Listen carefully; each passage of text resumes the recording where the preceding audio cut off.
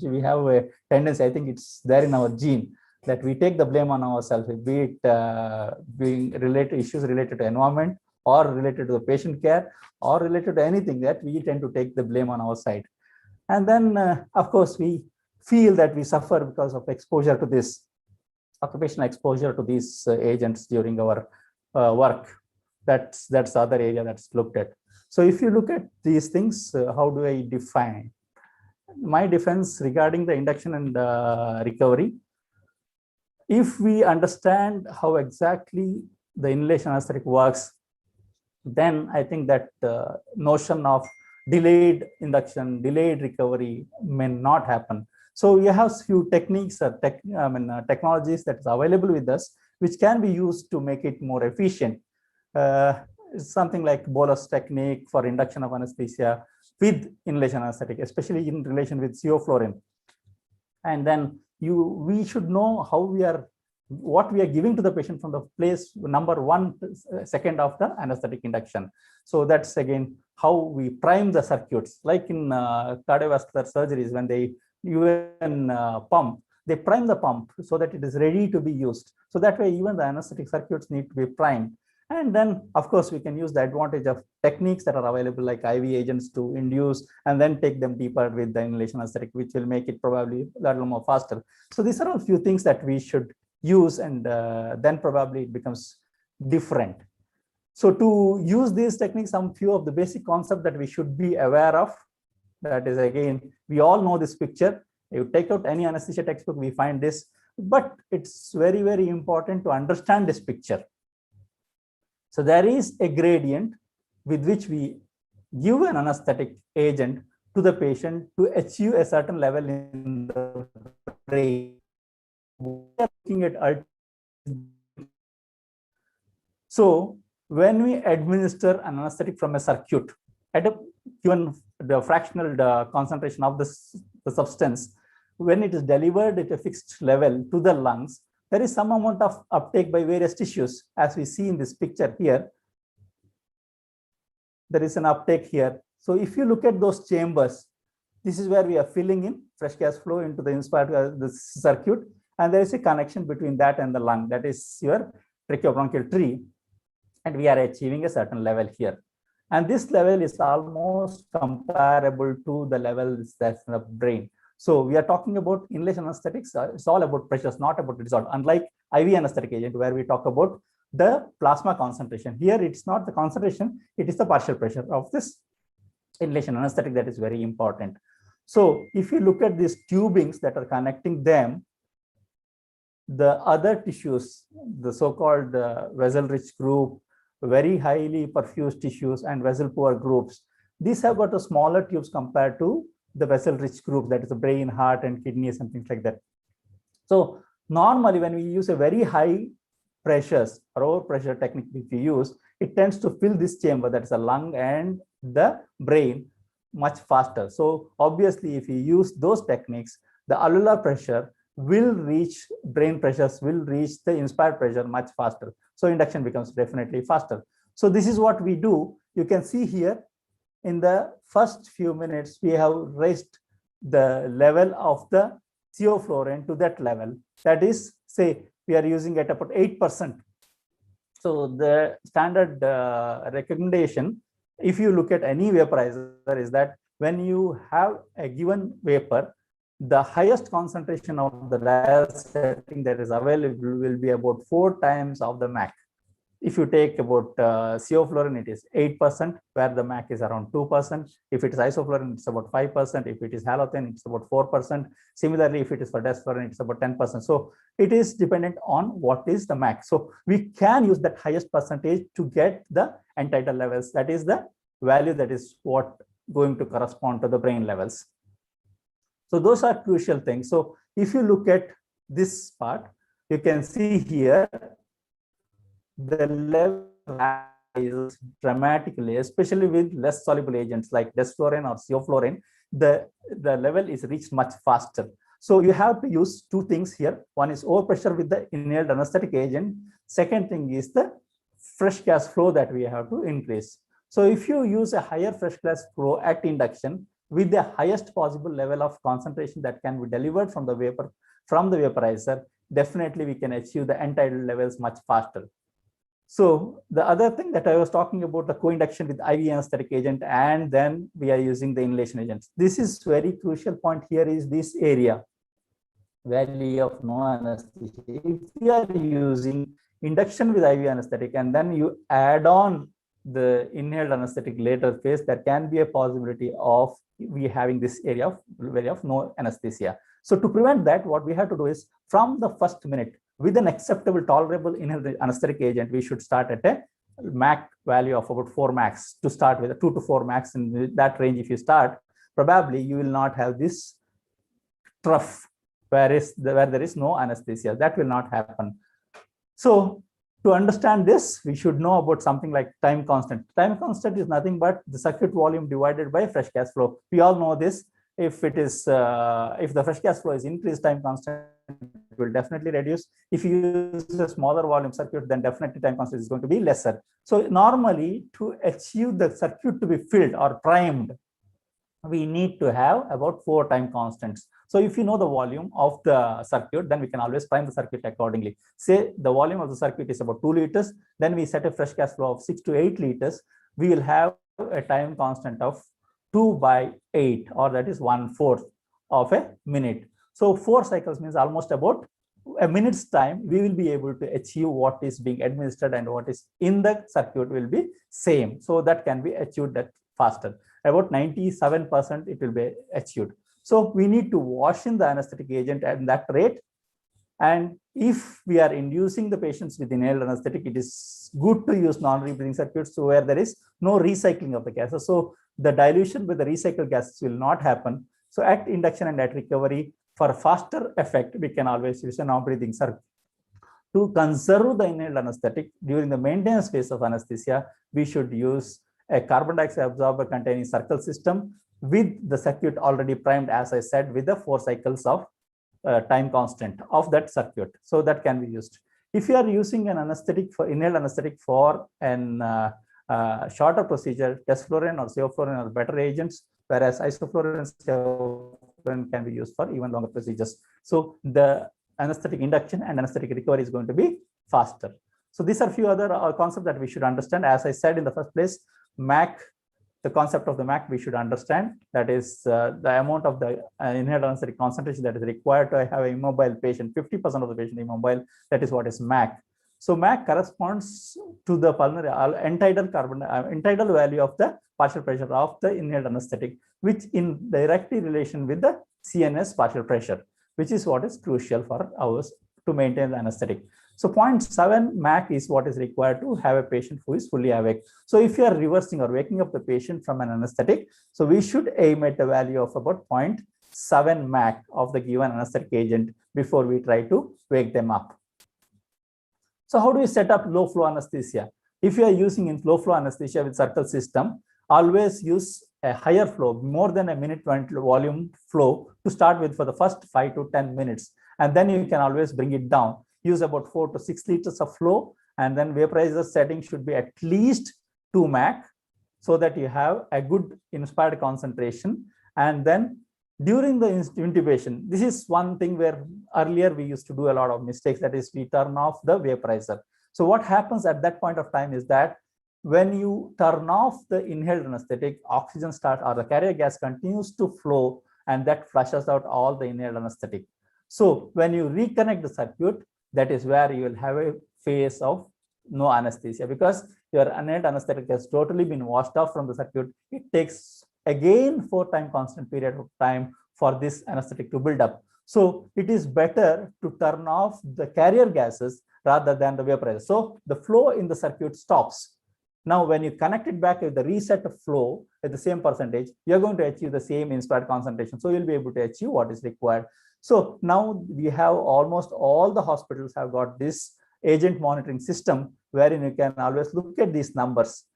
As we are seeing, there are 2 numbers that are given here. One is end-tidal, the other one is the inspired concentration. So this is not so important for us, whereas maybe it is relevant as far as the nitrous oxide is concerned, because you do want to avoid the hypoxia. Otherwise, this is not so important. Whereas the end-tidal concentration, which reflects the alveolar concentration, which in turn reflects the brain concentration, is what is very crucial. So we should be aiming at this, and this is what is going to determine the MAC. So we should be aiming at slightly higher than 1.1 MAC. That's about 1.2 to 1.3 MAC is what should be aimed at. So you can concentrate on that number, and as over the time, you have to keep watching these two values, the inspired and the end-tidal. Slowly, the end-tidal starts building up to reach the inspired concentration. This is where we can start reducing the flows.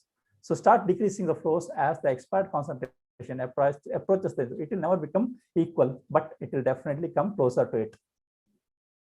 I must say, I wonder, when we have these equipments, we can do all this or play around this so much. But when we were training, we were told or talked about using the low flow anesthesia without all these gadgets. That is what is interesting. I am really not sure whether I would have been comfortable or confident enough to do that at any given point of time. But then anyway, now we are lucky enough to have these devices that are available to measure these levels, and so that we can use them more efficiently. At recovery, what should we do? We should always keep a watch on what is happening at the surgical level, because we need to wake up the patient at the right time. So keep watching at the surgery, communicating to the surgeon about how far it's going to be, taking the time and things like that. So depending on the time that's spent, we can always time our anesthetic turn off. So the first thing to be turned off when you are trying to wake up the patient is the vaporizer. So turn off the vaporizer, keep your flows at that level, and allow the dilution of inhaled anesthetic to happen. Now, the reverse of what has happened at induction will start happening. Now there is a concentration gradient from the alveoli to the circuit, and that will get exhaled out over the time. Depending on the duration of surgery, it might last about 10 to 15 minutes. In fact, if we have regularly used our anesthetic with these monitoring devices, agent monitoring system, we have noted that if we are using nitrous oxide, that is something which really takes much longer for it to come out on a long anesthetic procedure. So that again is a controversial issue. I would like to touch upon that a little later in the presentation, and then keep watching at the MAC how it is dropping. So when you reach at MAC awake, that is when, or below the MAC awake value, that is when we are ready to wake up the patient. Eventually, once we reach MAC awake, that's when you increase the flow to flush out whatever remaining, and then you probably are ready for extubation and moving out the patients. That's about smooth and faster induction and faster recovery. So it's all about titrating the end-tidal levels so that the brain levels are titrated to the level that is good. If we need to increase or decrease our anesthetic depth at any point of surgery, what needs to be done is not just increase in the dial setting, especially when you're using the low flows. We may have to increase the fresh gas flow also transiently for that period of time when there is an intense stimulation. So that has to be kept in mind. So we can always titrate our anesthetic accordingly. So when we do that, probably the hemodynamic response is going to be a lot more stabler. As far as toxicity is concerned, now we are very bothered about the toxicities related to liver, kidney, lung, and the GI system. These are the systems which will cause the biotransformation of all these anesthetic agents. Compared to IV anesthetic agent, significant amount of the newer anesthetic agents are not metabolized in the body. Whereas the older agents like methoxyflurane is the only one, probably about 70% is metabolized. Otherwise, the maximum percentage of the metabolism was with halothane, about 20%, which probably is much smaller. The other things are about in the range of 1.5 to 5%, in that range, the newer anesthetic agents. What participates in this primarily are the cytochrome systems. And obviously, we know that phase 1 is about oxidative reductive metabolism, and the phase 2 is about conjugation of the various glucuronides and other things. So we all know about the hepatotoxicity, that's especially in relation with halothane. And the newer, that doesn't mean that the newer agents don't have this effect, but that is much, much smaller. The incidence is much rarer. In certain populations, when the early studies came in about halothane, it's almost about 1 in 5,000 anesthetics were supposed to be halothane hepatitis. Of course, if you do a liver enzyme study, almost about 20% of the patients who have received a halothane at their anesthetic have an elevated liver enzymes, which is absolutely reversible. So may not consider that as toxicity. Probably it is a side effect rather than a toxicity, because it's completely reversible. But what is concerning is the significant fulminant hepatic failure that happened with halothane, that is basically because of the autoimmune-like reaction by trifluoride style fluoride metabolite of halothane that combines with liver proteins, acts as an antigen and stimulates cytotoxic T cells, irreversible liver damage resulting in fulminant hepatic failure. That was what is considered as a significant one. Idiosyncratic reactions and an autoimmune reactions were the significant ones. If you look at the incidence, it is highest with halothane, and next is methoxyflurane, and to a lesser extent with enflurane, isoflurane, and desflurane. Sevoflurane somehow needs to be, has played out of this because of the stable oxidative metabolite. It doesn't cause any significant hepatotoxicity. Sorry. So this is in a picturesque demonstration of what happens with halothane hepatitis. So you have got the antigens here that sensitizes, the cellular sensitization causes the halothane hepatitis and massive hepatic necrosis. Coming to the fluorides, compound A and nephrotoxicity, these are talked about in relation with most often with sevoflurane. But if we remember, first the fluoride toxicity, high volume output renal failures were commonly seen with methoxyflurane. That is one of the reasons why it went out of favor early in its phase. Compared to that, the other agents also cause a slight elevation in the fluoride levels, significantly high with sevoflurane. Enflurane is much less, desflurane and isoflurane almost non-existent because there is a least metabolism of this. So many of the standards that are recommended to look at is that the values that are recommended, if you look at it, subclinical toxicity is when the serum fluoride levels are about 50 to 80 micromoles, whereas mild toxicity is in the range of 90 to 120, and overt nephrotoxicity when the serum fluoride levels are 80 to 175 millimoles. But this is all in relation with methoxyflurane.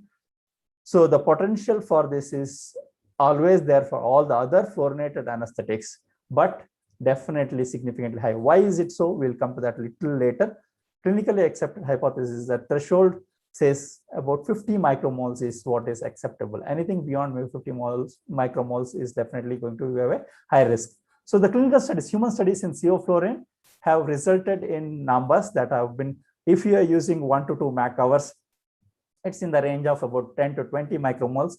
And if you are using 2 to 7 Mac hours, which is probably about 3 to 4, or most of our surgical procedure will last for this time, we can have about 20 to 40 micromoles. If you look at the graphs earlier, that is what is shown here. So this is the peak level that is achieved. But look at the duration to which it is sustained. It's a few hours, maybe an hour at the most. By the end of first day, it's already dropped to less than 20, even with sevoflurane. But methoxyflurane has got a sustained levels higher almost for about 3 days. So probably this is where we have a problem.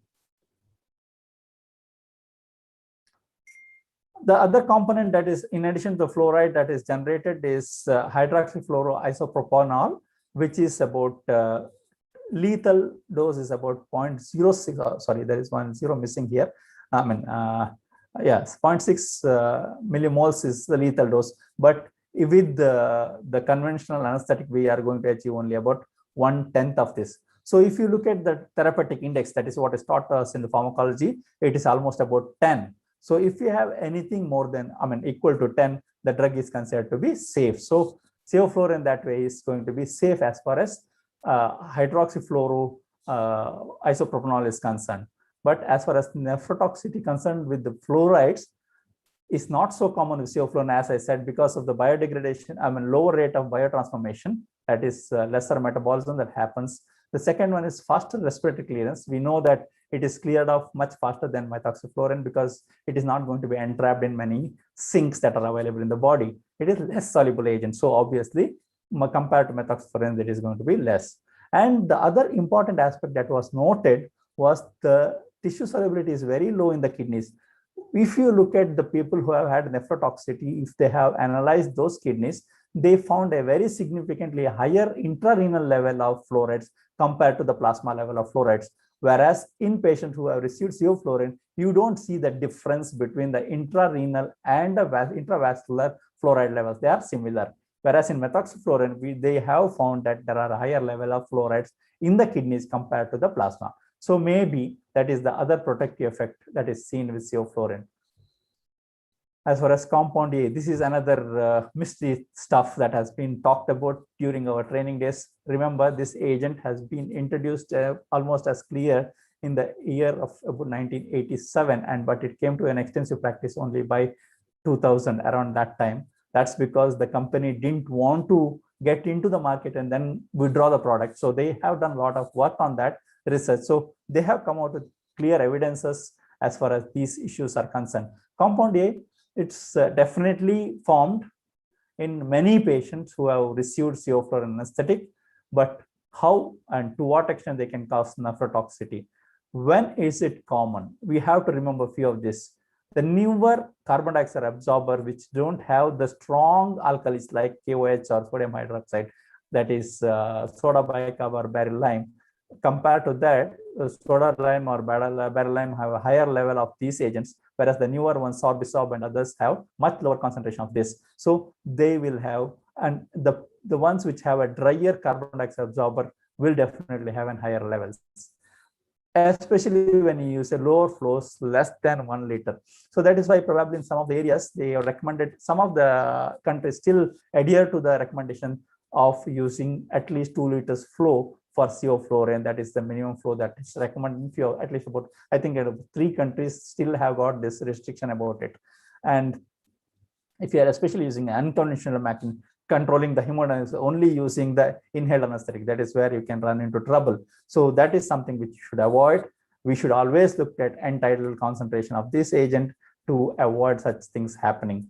Safer, even in patients, the studies have come out in patients who have had a pre-existing renal diseases, and the patients who are undergoing the transplants. Also in a short-term studies, they have got the values which are safe, and there was not significant levels of compound A or nephrotoxicity with sevoflurane. So how does this happen? Why is that different? Actually, is it the compound A that is causing the damage, or it is something else? If you look at it that way, especially when you look at higher levels of these problems that are happening in rats, which is where they have studied, if you look at them, the kidneys have got an enzyme called beta lyase, which is almost about 20 to 30 times higher than what is there in the human levels. So obviously the conversion to thioacyl fluorides is higher in those animals. So compound A formation and its nephrotoxicity is higher in those experimental animals compared to a human being, where the concentration is much lower. So clinical experience, obviously we have to look at the numbers here. 885 crores, 850 million sevoflurane anesthetic have been done so far, which has been recorded. Almost about 95 countries have approved the use of sevoflurane as safe anesthetic agent at a low flows. And then only 3 countries have about FGF restrictions. As I said earlier, that's only in 3 countries. The remaining 95 countries have allowed the flows even at about liter or less than that. And not even a single report of an adverse renal effect seen in this sensitized community. That's interesting. So what is our present standing? Compound A is definitely nephrotoxic in rats, but remember that's only in rats. It's not seen associated in human organ toxicity. Pharmacovigilance they have looked at 850 anesthetics, no case reports so far. Why is it so? So as I said, the minimal renal beta lyase and low compound A relative to the threshold for injury. That is again what is contributing, because there is lesser conversion in most of these patients in human beings. So the conversion rate, especially when you're using the newer carbon dioxide absorbers, if you're using, even if you're using lower flows, it is safe to use. The other thing is about carbon monoxide. This is again a very troublesome, because you're putting the patient under anesthesia. So and our conventional pulse oximeter don't pick up carbon monoxide in the in association hemoglobin, and it's almost about 20 times more this thing compared to hemoglobin to oxygen. So that's something very concerning, especially this happens again with the drier, when the carbon dioxide absorber is the dry desiccated one. That is where you'll have this problem, especially when you use it for a long time. And when we have KOH or sodium hydroxide as the agents that are available in, especially with the low flows, of fresh gas flows. This is common with desflurane, N-fluorine, and isoflurane, definitely not seen with sevoflurane. So when you are using these agents, you need to be a little more careful. So always make sure that you are using an agent which doesn't have these higher concentration of KOH or sodium hydroxide or potassium hydroxide. So the newer carbon dioxide absorbers should be used ideally with such low flows in association with desflurane and fluorine. I mean, quite safe to use with isoflurane. We have used very extensively with the conventional soda lime or barrel lime. So it's quite safe to use. It's not seen with sevoflurane, so sevoflurane can definitely be safe. The only problem with sevoflurane probably as due to the exothermic carbon dioxide absorption reaction that has been happening with desiccated carbon dioxide absorber, especially this is higher incident in patients who have had sevoflurane anesthetic. So this heat can be troublesome only if gets inhaled by the patient, can cause a severe airway burns and injury secondary to that. That is when you use extremely low flows and when you are using desiccated, when you are not observing the carbon dioxide absorber. So we need to keep in mind that your flow should be reasonable and you can always feel that warmth of the carbon dioxide absorber. If you think it is becoming too hot, then probably you need to change the absorber or you may have to increase the flows to cool down. So you have to be watchful. As we all know, as an anesthesiologist, we need to be eternally vigilant. So that will definitely reduce this problem. The other thing that came up in the last probably a decade or 2 decades or so is about neurocognitive dysfunction in early childhood or the infancy exposure to anesthetics. This is something which they talked about, especially in animal studies when they observed neuroapoptosis. They thought maybe that is going to be of some relevance in patients when on the long-term learning the disabilities might come in neurocognitive or neurodegenerative problems can occur. That is what was presumed. A lot of studies, retrospective studies done in US where there is no proper control over the parameter that they have used. So they said there are some neurocognitive and learning disabilities. But the studies that have come from Europe, especially from Denmark, there are 2 studies that have come in which said it is not so common in human population compared to the animal studies. So it is transatlantic, again, a controversy regarding this neurotoxicity, but answers can come from the ongoing prospective studies. All these studies that we are talking about are all older retrospective analysis. So sibling studies or the children who have undergone anesthetic for hernia repairs in Denmark, those are all retrospective studies. There is no prospective studies available as of now, but there are studies being done to evaluate this work, and probably those studies will throw light on this and tell us what exactly is going to be true. Yes, the big hue and cry is about this inhaled anesthetics and environmental effects. As I said, we know the plastics that we throw or the garbages that we discard are, in my personal opinion, I would say this is my personal opinion, are a lot more significant rather than picking up on small things that we look at from inhaled anesthetic agents. Yes, we have to look at 2 aspects here, inhaled anesthetic agents and the carrier gases. These are 2 things that we have to differentiate and try to look at them. So greenhouse effect, that is what is going to cause global warming. That's definitely an entity compared to carbon dioxide. Desflurane is about almost 3,000 to 4,000 times more potent, and sevoflurane is about 1,000 to 1,500 times more potent compared to carbon dioxide.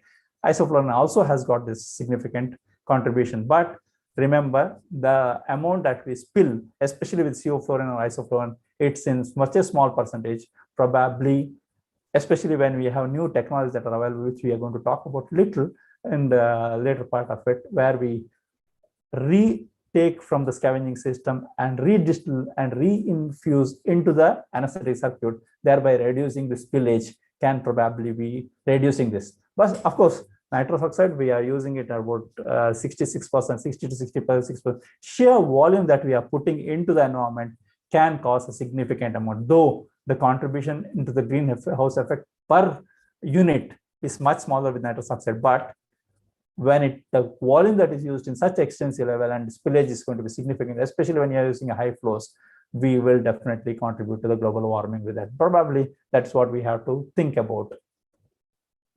As far as the ozone depletion is concerned, The chlorine degradation products, especially the older in halogenated hydrocarbons like halothane, isoflurane, have got a slightly higher level of producing this compared to the newer agents. The fluorine producing ones have got sevoflurane, desflurane, and isoflurane have got a lesser chance of causing ozone depletion compared to halothane and enflurane. Again, nitrous oxide definitely has got a significant role here, which is because it generates nitrogen dioxide, that is nitrogen dioxide and nitrogen oxide, which is a sheer volume of it, which will be generated from nitrous oxide, can completely contribute to the ozone depletion. So that is significant.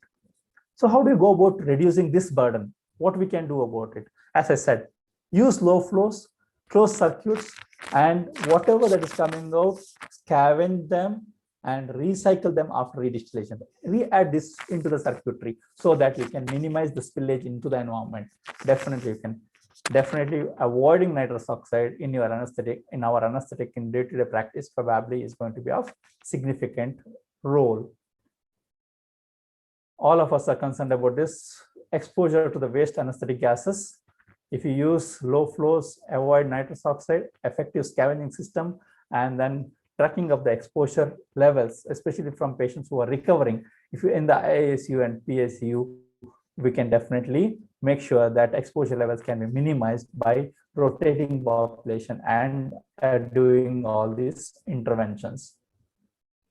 Yes, I maybe probably about 15 years now, I have been off nitrous oxide until unless I have got a patient who is having a severe hemodynamic response where I'm not able to control with conventional agents. Probably I need to add on some of analgesics. That is when I use nitrous oxide as an analgesic adjuvant rather than an anesthetic. Because we all know at 105, a MAC value of 105, we cannot use this as a sole anesthetic agent. It is out of question. So it is only an adjunct. So rather than using, when we have such good inhaled anesthetic agents, which can replace this with the background problems that we have, like tendency to cause hypoxia at various stages, be it at induction, be it at the maintenance phase, especially when you're using low flow anesthesia techniques, especially when you are using the earlier technique of calculations, where you can run into a trouble with hypoxia, or at recovery phase because of the diffusion hypoxia that is likely to happen.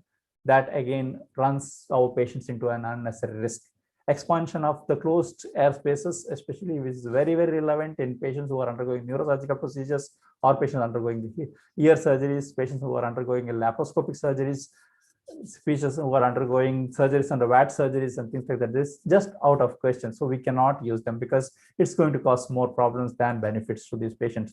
Severe toxic effects, especially bone marrow suppression and some amount of homocystinuria related issues like cardiac events that can happen with this.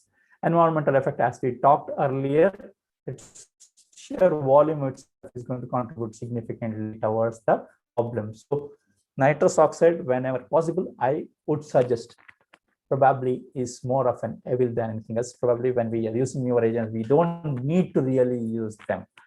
If at all, we need to use only selectively when we have an intense response to an incision and things like, probably we might have to use it. Otherwise, definitely we can use better agents, newer IV anesthetic medications, analgesic medication that can definitely be added on.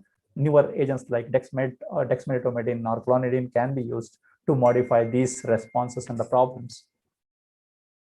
So in conclusion, we have got beautiful newer inhaled anesthetic agents. We have to use them in low flows and closed circuits with the advanced anesthetic workstations where there is no leak. So you can really go to a metabolic flow and don't start off with that. Probably you go to a low flows, then very low flows, and then probably when you are comfortable, we can probably move on to an metabolic flows. With the advent of routine use of AGMs, anesthetic gas monitoring systems that are available, we can definitely do a better job, as I showed that in the earlier slides. So the other thing that can probably be a part of our curriculum, which I strongly feel, is that a Gasman simulation system, which makes trainees understand the concept of uptake and distribution and how we can run a low flow or circle system more effectively. This can be used as a routine training. Simulations can be used for trainees and faculty very extensively in training during the training programs. Definitely, it will be of great help. So unlearning, it's difficult. I'm sitting nearly at 50 now to unlearn what we have done for ages, to go back to do new things. It's a little difficult, but unlearning the habits must be in our high priority in our mind. Effective scavenging system will definitely help in